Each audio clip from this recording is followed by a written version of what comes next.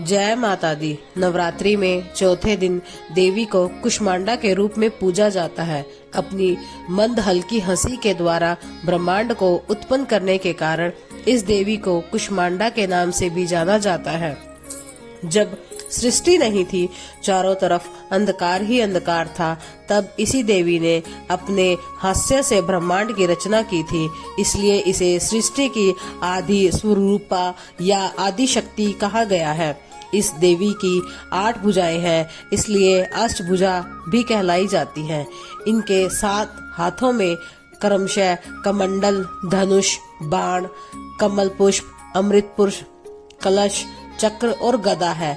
8वें हाथ में सभी सिद्धियों और निधियों को देने वाली जपमाला है। इस देवी का वाहन सिंह है और इन्हें कुम्हड़े की बलि प्रिय है। संस्कृत में कुम्हड़े को कुष्मांडा कहते हैं, इसलिए इस देवी को कुष्मांडा कहा गया है। इस देवी का वास सूर्य मंडल के भीतर लोक में है। सूर्य लोक में रहने की शक्ति क्षमता केवल इन्हीं में है, इसलिए इनके शरीर की कांति और प्रभा सूर्य की भांति ही देदीप्यमान है। इनके ही तेज से दशों दिशाएं आलोकित है। ब्रह्मांड की सभी वस्तुओं और प्राणियों में इन्हीं का तेज व्याप्त है।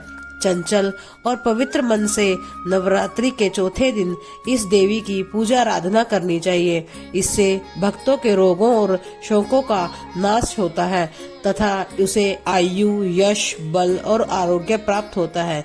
ये देवी सेवा और भक्ति से ही प्रसन्न होकर आशीर्वाद देती है। सच्चे मन से पूजा करने वाले को सुममता से परम पद प्राप्त होता है। विधि विधान से पूजा करने पर भक्त को कम समय में ही कृपा का सुषम भाव अनुभव होने लगता है। ये देवी आदियों व्याधियों से मुक्त करती है और उसे सुख समृद्धि और उन्नति प्रदान करती है। अतः इस देवी की उपासना में भक्तों को सदैव तत्पर रहना चाहिए। यह देवी बहुत ही चंचल मानी गई है, जो कुछ ही भक्ति करने से भक्तों पर प्रसन्न हो जाती हैं। इसी प्रकार से आगे के नवरात्रों की कथाएं जानने के लिए और सुनने के लिए मेरे चैनल पर बने रहिए और मेरे चैनल को शेयर कीजिए, सब्सक्राइब कीजिए, लाइक कीजिए। धन्यवाद। जय माता दी।